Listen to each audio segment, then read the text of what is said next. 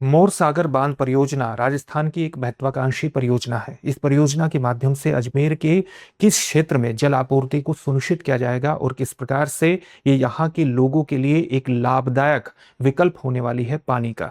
चलिए इस वीडियो के माध्यम से जानने की कोशिश करेंगे। जब हम बांध परियोजना के बारे में बात कर रहे हैं तो कौन सी बांध परियोजना है? मोर सागर बांध परियोजना के बारे में हम बात कर रहे हैं। ये मुख्यतः अजमेर की जो श्रीनगर घाटी है वहां पर है। इसका जो स्थल होगा वो अजमेर की श्रीनगर घाटी में होगा और इस परियोजना के माध्यम से न केवल अजमेर बल्कि यहाँ पर जो आप ब्यावर देख रहे हैं जो कि अब एक नया जिला है, अजमेर के अलावा ब्यावर, किशनगढ़, नसीराबाद और बहुत से ग्रामीण क्षेत्र की पेयजल आवश्यकताओं की पूर्ति कर देगी। तो ये अजमेर के लिए और उसके ग्रामीण क्षेत्रों के लिए, ब्यावर के लिए एक महत्वपूर्ण जल आपूर्ति योजना है। साथ ही एकीकृत अजमेर जल आपूर्ति योजना के तहत इसको विकसित किया जा रहा है। इसकी लागत कितनी होगी इस परियोजना की? इस परियोजना की जो लागत है वो लगभग 4300 करोड़ की लागत है, लगभग 4300 करोड़ की। किसके द्वारा इसको विकसित किया जाएगा? इसको विकसित किया जाएगा जो जल संसाधन विभाग है, जल संसाधन विभाग, डिपार्टमेंट ऑफ वाटर रिसोर्सेस, और जो राजस्थान वाटर ग्रिड कॉरपोरेशन है उसके द्वारा इसको क्रियान्वित किया जाएगा। इसमें जल भंडारण क्षमता कितनी होगी इस डैम की? इस डैम की जो जल भंडारण क्षमता होगी वो होगी 200 मिलियन क्यूबिक मीटर, जिसकी मात्रा लगभग बैठेगी 20,000 करोड़ लीटर की। यहां पर जो बांध बनाया जाएगा उसकी ऊंचाई कितनी होगी? उस बांध की ऊंचाई होगी 30 से 35 मीटर की उसकी ऊंचाई होगी। इसकी उपयोगी जो अवधि होगी, जल भंडारण की उपयोगी जो अवधि होगी वो 100 वर्ष की अवधि होगी। ये कुछ बेसिक बातें हैं जो आपको जाननी ही चाहिए। साथ ही इस डैम से पानी का रिसाव न हो इसकी भी पूरी व्यवस्था की जाएगी और इसके लिए 5 मिट्टी के पाल बनाए जाएंगे ताकि बांध से रिसाव न हो। डैम का जो क्षेत्र है वहां पर सड़कों का विकास भी होगा, सीधी सी बात है। और जो कैचमेंट एरिया है, कैचमेंट एरिया होगा डैम का, वहां पर ड्रिलिंग भी होगी और तकनीकी सर्वेक्षण भी होगा। तकनीकी सर्वेक्षण होगा। और तकनीकी सर्वेक्षण क्यों होगा? ताकि यहां की जियोलॉजी डैम की वजह से इस तरह से प्रभावित ना हो कि पूरे क्षेत्र को ही वो नकारात्मक रूप से प्रभावित करते। इसलिए तकनीकी सर्वेक्षण, और इसका जो सर्वेक्षण का कार्य है वो प्रारंभी हो गया है। जब हम कैचमेंट एरिया की बात करते हैं किसी भी डैम के, तो उसका मतलब क्या है? उसका मतलब है कि किसी भी डैम के रिजर्वोयर में आप जानते हैं कि बारिश का भी पानी आता है। अगर कहीं पर बर्फ पड़ती है, कोई ऊंचाई वाला क्षेत्र है, तो बर्फ का भी पानी आता है, अलग अलग धाराओं का भी पानी आता है।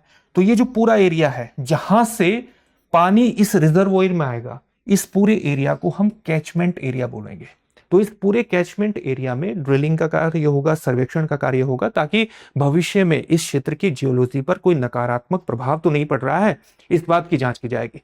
पानी यहां पर किस प्रकार से लाया जाएगा यह भी जानना आपके लिए बहुत इंपॉर्टेंट है। जैसे चंबल नदी पर जो राणा प्रताप सागर बांध है, राणा प्रताप सागर बांध, ये कहां पर है? ये आपको पता होना चाहिए। ये चित्तौड़गढ़ जिले में, चित्तौड़गढ़ जिले में। तो इसके अतिरिक्त जल का उपयोग किया जाएगा। आप देखेंगे कि अतिरिक्त जल का जो Rajasthan, eastern Rajasthan canal project है, वहां से पानी, जिसे अब राम सेतु लिंक परियोजना के नाम से जाना जाता है, ईस्टर्न राजस्थान कैनाल प्रोजेक्ट को अब राम सेतु लिंक परियोजना के नाम से जाना जाता है। और राम सेतु लिंक परियोजना पर हमने एक करंट अफेयर्स की वीडियो भी की है, आप उसको भी देख सकते हैं। यहां से पानी कहां ले जाया जाएगा? यहां से पानी बीसलपुर ले जाया जाएगा और बीसलपुर से पानी टोरडी बांध, टोरडी सागर में ले जाया जाएगा। किसके जरिए ले जाएगा?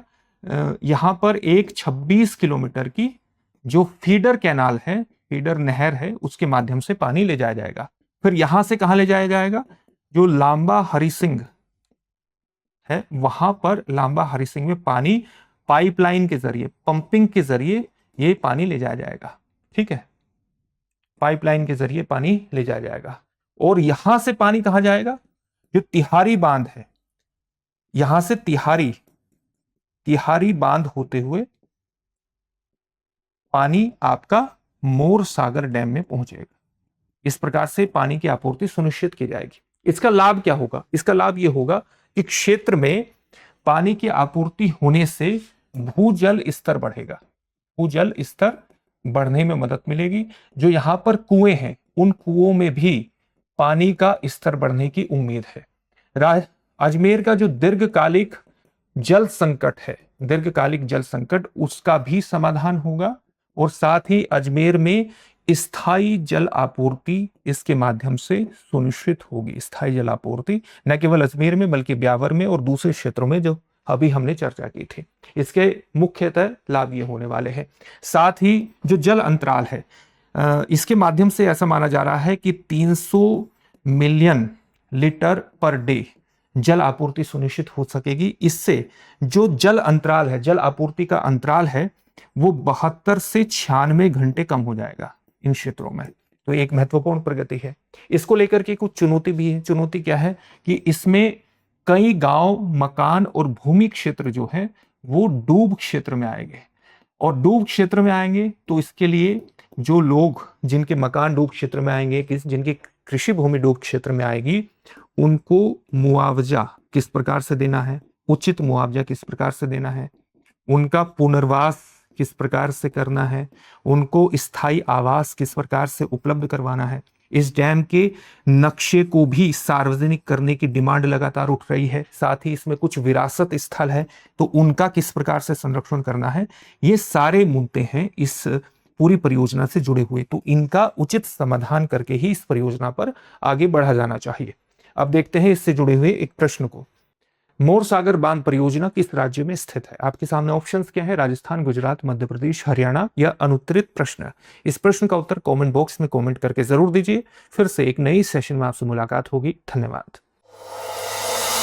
अब एग्जाम की तैयारी को और बेहतर करने के लिए हमारे चैनल को लाइक, शेयर और सब्सक्राइब करना ना भूलें।